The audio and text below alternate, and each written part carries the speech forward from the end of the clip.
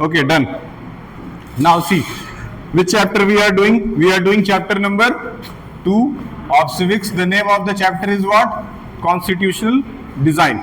Constitutional design के अंदर अभी तक जो मैंने चीजें इंट्रोड्यूस करी, जो बताई, वो ये बताया कि सबसे पहले तो किसी देश को चलाने के लिए हमको किस चीज की जरूरत है?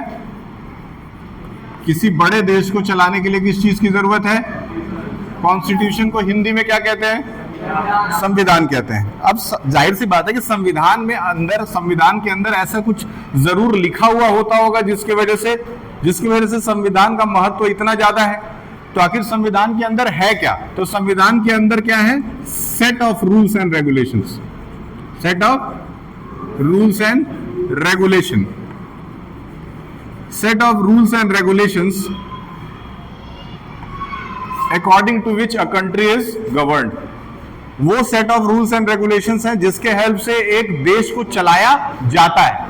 इसका मतलब कहीं से ये नहीं है कि उसमें छोटे छोटे कानून लिखे हुए हों।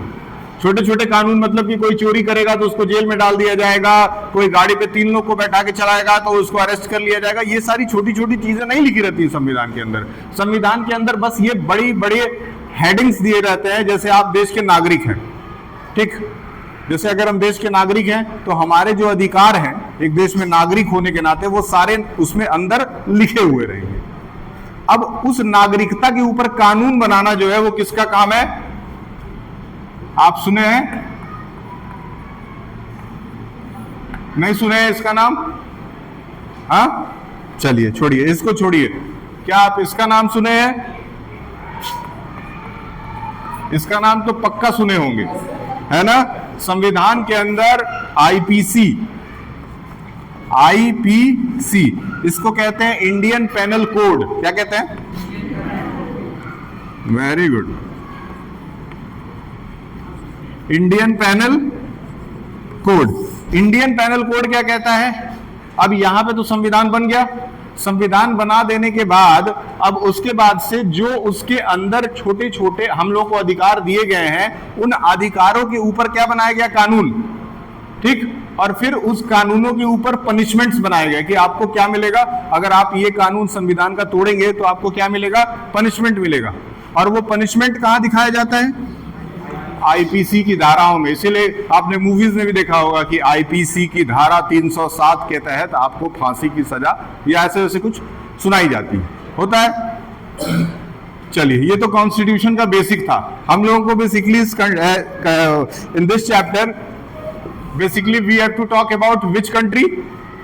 साउथ अफ्रीका से चैप्टर स्टार्ट होता है। चैप्टर अगर साउथ अफ्रीका से स्टार्ट होता है तो साउथ अफ्रीका का एथनिक कंपोजिशन में बता दूं तो साउथ अफ्रीका में 2 तरह के लोग थे। पहला क्या था? ब्लैक अफ्रीकन, काले लोग। और दूसरा क्या था?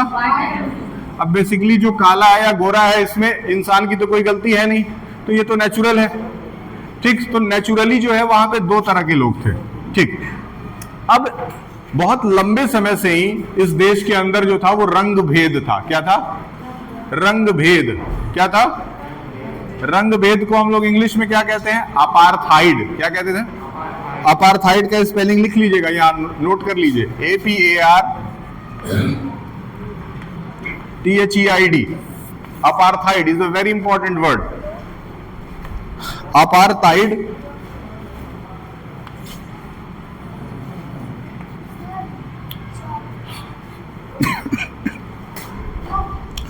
the word apartheid means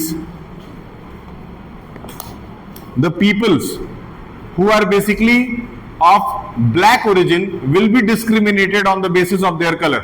मतलब जो लोग ब्लैक ओरिजिन से बिलोंग कर रहे हैं, जिनका एथनिक कंपोजिशन, जिनका कलर ब्लैक है, उनको वो सुविधाएं, वो रिस्पेक्ट, वो इज्जत समाज के अंदर नहीं दिया जाता था जो इज्जत किसकी थी? व्हाइट पीपल्स की थी। Just because of the colour, just because of their look, बस उनके लुक के कारण इतना बड़ा डिफरेंशिएशन था। तो ऐसा डिफरेंशिएशन कहीं ना कहीं से तो पैदा हुआ होगा, कहीं ना कहीं से तो ऐसा माना गया होगा कि जो आदमी ब्लैक नजर आ रहा है या जो काला हो रहा है वो गंदा है। ये कहीं ना कहीं से तो इसकी शुरुआत हुई होगी। तो बेसिकली इसकी शुरुआत ही हुई होगी कहां से? ट्राइबल सोसाइटीज से। ट्राइबल सोसाइटीज से, और ये एक दो दिन की बात नहीं है, ये हजारों साल पहले की परंपरा होगी देश के अंदर कि ऐसा मान लिया जाना कि हाँ इस तरह के लोग बुरे होते हैं। जैसे हम लोगों ने जर्मनी के बारे में पढ़ा था, हाँ जर्मनी के बारे में पढ़ा कि जर्मनी जो था वो जर्मनी के लोग ज्यूस को कहते थे कि ये फालतू लोग हैं, किनारे के लोग हैं, है ना, और जितने भी नाजीज लोग हैं वो अच्छे लोग हैं कहते थे। तो ये विचारधारा भी उनके यहाँ कहीं से आई होगी। उसी तरीके से अगर भारत देश की बात करें तो भारत देश के अंदर भी क्या होता था, यही डिफरेंशिएशन था। क्या कुछ लोग अछूत माने जाते थे, and the country was divided into 4 sects, ब्राह्मण क्षत्रिय वैश्य एंड शूद्र था ना, ब्राह्मण क्षत्रिय वैश्य और शूद्र था। मेरी बात समझ में आ रही है? ठीक उसी तरीके से जैसे अपने देश में है ना ब्राह्मण क्षत्रिय वैश्य शूद्र, तो वहां पे तो अपने देश में तो 4 कैटेगरीज है, लेकिन यहाँ पे बेसिकली मात्र 2 ही कैटेगरीज है। एक क्या है, व्हाइट अफ्रीकन, और दूसरे क्या है, ब्लैक अफ्रीकन। और ब्लैक अफ्रीकन को परेशानी हो रही है किसकी वजह से, अपार्थाइड की वजह से, मतलब उनके साथ हो रहा है रंग भेद। रंग भेद की वजह से उनको अपॉर्चुनिटी नहीं मिल रही है, कहीं हायर सोसाइटी में बैठने के लिए नहीं मिल रहा होगा, कहीं ट्रेन की यात्रा नहीं मिल रही होगी करने के लिए, कहीं पे सपोज अगर कोई फेस्टिवल है, कोई पब्लिक गैदरिंग है तो वहां उनको नहीं जाने देते होंगे, कुएं से पानी नहीं पीने देते होंगे, लाइन में खड़े नहीं रहने देते होंगे। इस तरह की तमाम वहां पे बहुत सारी चीजें हो रही होंगी। हम लोग तो जितना किताब में पढ़ते हैं वही बता देते हैं। हम लोग एक किताब पढ़ करके उतनी सारी चीजें डिटेल में नहीं बता सकते। जो उस टाइम पे रहा होगा वो उस फीलिंग से गुजरा होगा। उसमें से एक व्यक्ति था नेल्सन मंडेला। समझ में आ रहा है?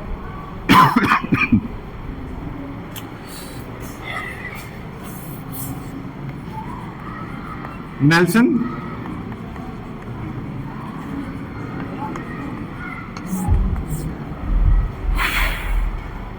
अट्ठाईस साल, कितना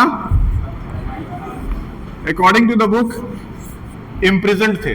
28 साल के लगभग इन्होंने अपना जेल में बिताया। सोचिए 28 साल कितना ज्यादा एज होता है। 28 साल में एक बच्चा जो है बड़ा होता है, फिर नौकरी वोकरी पा जाता है। 28 साल के एज, 28 साल का पूरा एक लाइफ स्पैन जो है इन्होंने अपना जेल में ही बिताया। बचपन से नहीं, बचपन से कोई कैसे जेल में डाल देगा। जब प्रोटेस्ट करना ये शुरू किए होंगे, मतलब एक यंग एज के बाद, मतलब 17-18 की एज के बाद से, उसके बाद से इनको जो है वो जगह जगह पे बहुत सारी समस्याएं हुई। इनका अपना एक चचेरा भाई था, उसी के साथ ये घर से निकल गए थे, बाहर आए, घर के बाहर निकले ये दोनों भाई लोग, तो फिर पता चला बहुत सारे चैलेंजेस है। जगह जगह पे जाते थे, जहां जहां जाते थे वहां इन लोगों को डिस्क्रिमिनेशन ही सहना पड़ता था। सहते इन्होंने एक पार्टी ज्वाइन कर ली वहां की, कांग्रेस, और इन्होंने कांग्रेस के साथ काम करना शुरू कर दिया। अब भैया कांग्रेस का दुश्मन कौन? अंग्रेज। अंग्रेजों ने कहा ये कांग्रेस चलेगा नहीं, अंग्रेजों ने उसको बंद कराना चाहा। उसी सिलसिले में इनको बहुत लंबे समय तक जेल में रहना पड़ा। लेकिन जेल के अंदर से भी ये अपार्थाइड के खिलाफ मूवमेंट वहां से लड़ते रहे।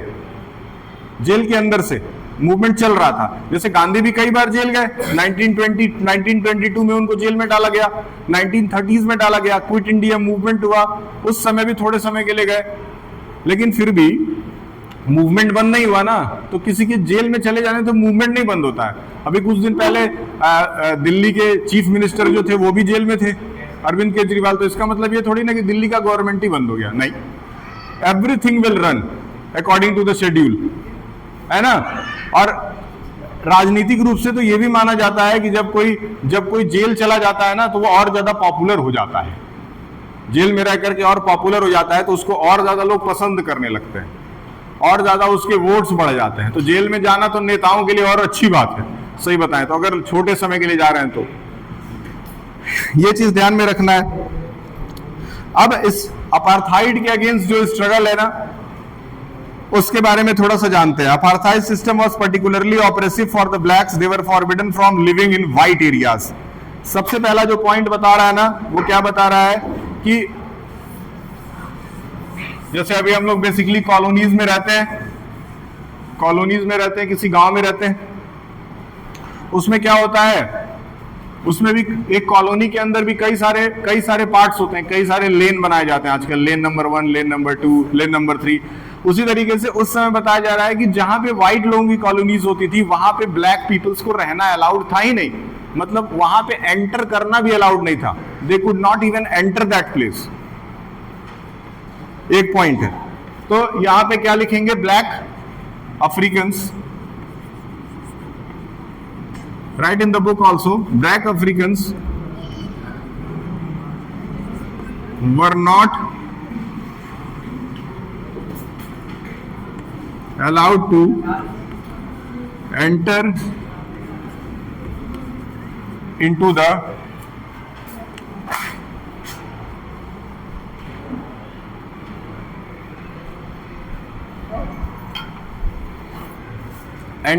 the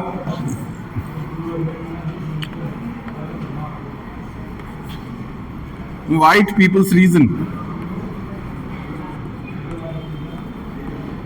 याद रखें, बहुत इंपॉर्टेंट है।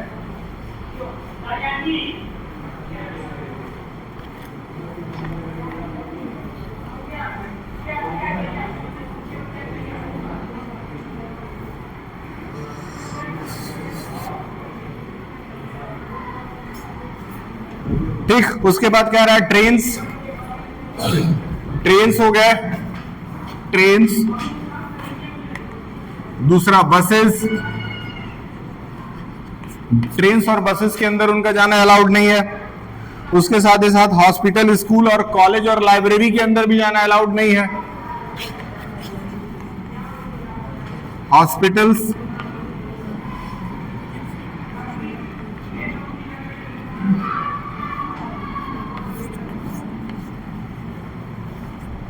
कॉलेज, इन जगहों पे उनका जाना अलाउड है ही नहीं। अब सोचिए, अगर जाना अलाउड नहीं है इसका मतलब एक जगह से दूसरी जगह जाना हो तो पैदल जाना पड़ता होगा, है कि नहीं? बीमार पड़े तो अच्छे हॉस्पिटल में नहीं जाने का मौका मिलेगा, पढ़ाई करना है तो लाइब्रेरी जाने का मौका नहीं मिलेगा, डिग्री लेना है तो कॉलेज जाने का मौका नहीं मिलेगा। अब बताओ, इसका मतलब है कि एक समाज के अंदर से बिल्कुल उनको वंचित कर दिया गया। देखो, ये सब पढ़ते हैं ना तो पढ़ करके लगता है एक छोटा सा चैप्टर है यार, क्या करना है इससे, 2-4 क्वेश्चन आएगा कर लेंगे, कोई बड़ी बात नहीं है। लेकिन बेसिकली अगर इस तरह का लाइफ आप लोग 10 दिन तक भी बिता देंगे तो फिर वो मोहल्ला छोड़ के तो भाग ही जाएंगे। कैसे बिता सकते हैं? ठीक है, आगे बढ़ते हैं।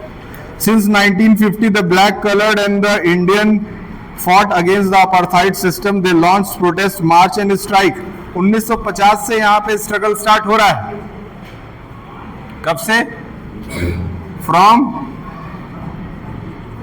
1950, मतलब अभी इंडिया आजाद हो गया है। इंडिया तो 1947 में क्लियर है, लेकिन यहाँ 1950 के बाद से तो वहां पे अपार्थाइड का स्ट्रगल स्टार्ट हो रहा है। मतलब मैंडेला जो है ना, प्रेसिडेंट बहुत बाद में बनेंगे। अभी 1950, even after the independence of India, they were struggling with apartheid, and Gandhi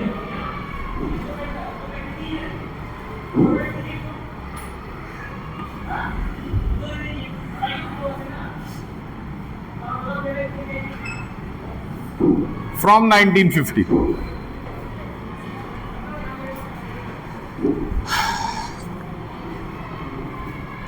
मैं बताया था ना नेल्सन मैंडेला की एक पार्टी के बारे में कि उन्होंने वहां पे कांग्रेस ज्वाइन किया था।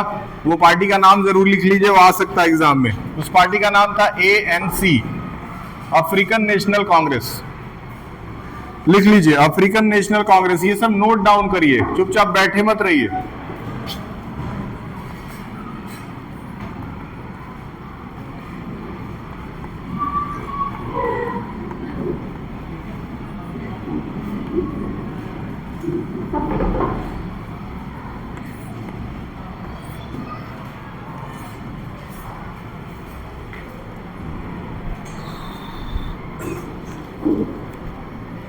African national Congress, African national Congress ये वो पार्टी है जहां से अपार्थाइड मूवमेंट के खिलाफ एक संघर्ष स्टार्ट होता है देश के अंदर। Many sensitive white also joined ANC। Basically ये किसके खिलाफ था? ब्लैक। इंडियन नेशनल कांग्रेस जो है वो किसके लिए फाइट कर रही थी? वहां के ब्लैक लोगों के लिए।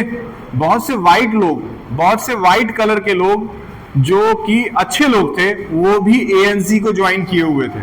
इसका मतलब ये नहीं था कि सारे व्हाइट पीपल्स जो थे वो ब्लैक लोगों से नफरत ही करते थे, ऐसा हर जगह नहीं होता है। जैसे यहाँ पे जो अंग्रेज आए हुए थे, अंग्रेजों में से भी कई सारे ऐसे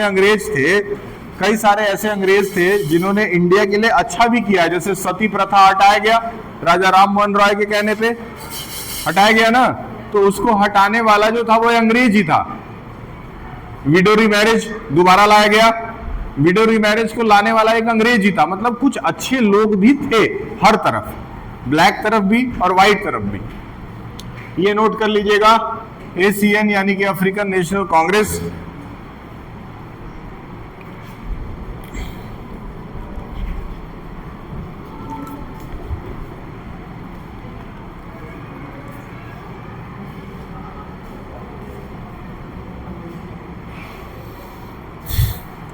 ठीक, फाइनली एक लंबे स्ट्रगल के बाद 26 अप्रैल 1994 को, नोट कर लीजिए, बहुत इंपॉर्टेंट है ये सब।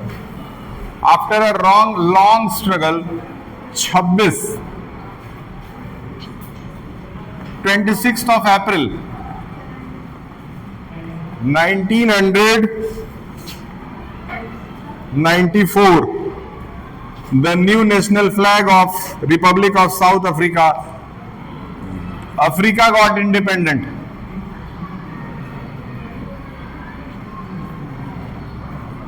Independence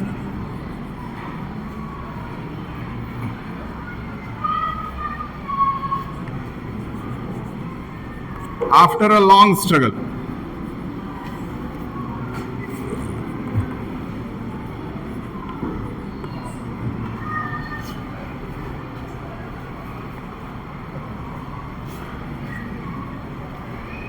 ठीक, 26 of April 1994, and now Mandela became the first president of South Africa. और इसी दिन जो है वो मैंडेला पहले राष्ट्रपति बनते हैं, कहां के? साउथ अफ्रीका के।